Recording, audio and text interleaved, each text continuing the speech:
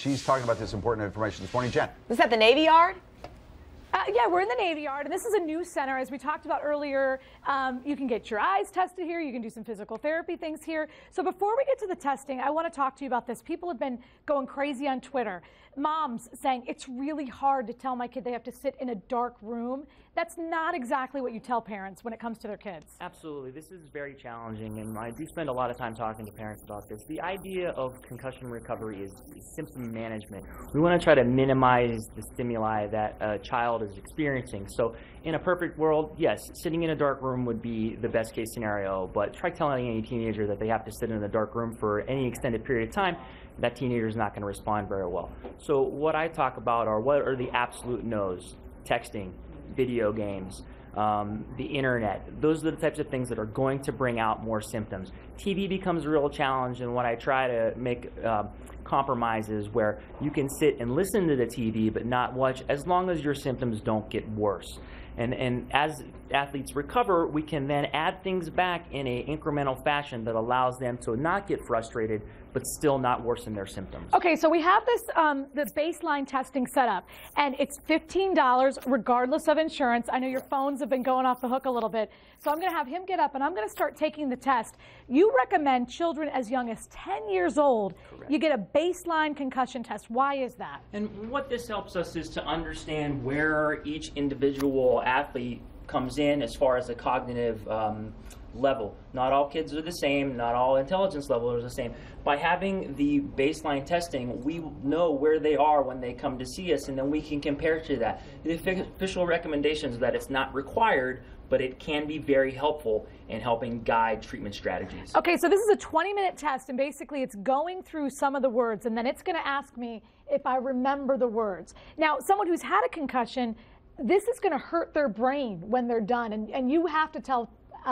you know, patients sometimes, like, you have to relax after even taking this test. Correct, and a lot of times I will ask specifically, how do you feel following taking the test? And the program itself can set up so that it will ask a series of questions afterwards.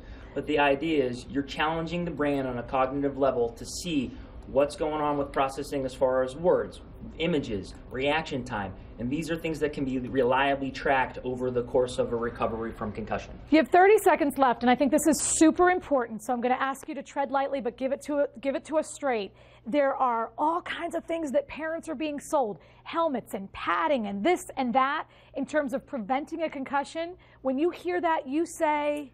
There are no current peer-reviewed independent research studies that have yet to show that any one particular type of helmet, padding, or mouthpiece can successfully reduce all the crazy helmets we're seeing, all these pro athletes that are now saying, I support this.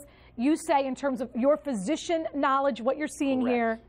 And it's challenging because if there was a product, I would love to be able to endorse that, but I truly try to follow the literature. And this is also what the recent guidelines have showed, that there, to date, there is no medical research that can indicate that there is any product that can successfully reduce the risk of concussion. Okay, bottom line, most important thing, if you think your kid has had a concussion, if you think your buddy, maybe you're an athlete that might be homesick today watching this, you want people to speak out. Correct. Okay. Athletes need to let parents know, they need to let their coaches, their athletic trainers know about their symptoms, and if parents are concerned, give us a call. We're here to help. Okay, so guys, Mike and Chanel, literally the phones are ringing off the hook. There's like a team from Northeast Philadelphia. They're bringing their whole team down for this baseline testing today. $15, you can't beat it. So then I guess after you have a concussion, or if you've had a couple and you go back and they see a difference, then maybe it's time to stop. They know where you are. It may not even be time to stop because athletes get very nervous about that, but maybe they can do things to help the injury get better. Just like you would put a cast on a broken arm, you could help the brain heal. I didn't know you could help the brain heal, quite frankly. I never really thought about it. Well, you could do that here. That's why it's all in one spot. Mom, Dad, get those kids over there. Take that base test. It's so important. And it really hasn't been available. But the helmets, I thought we were making advances. Well, even if it's a 1% increase in protection, I would do it before they get hurt. 8:51. Have you started your holiday shopping? Oh.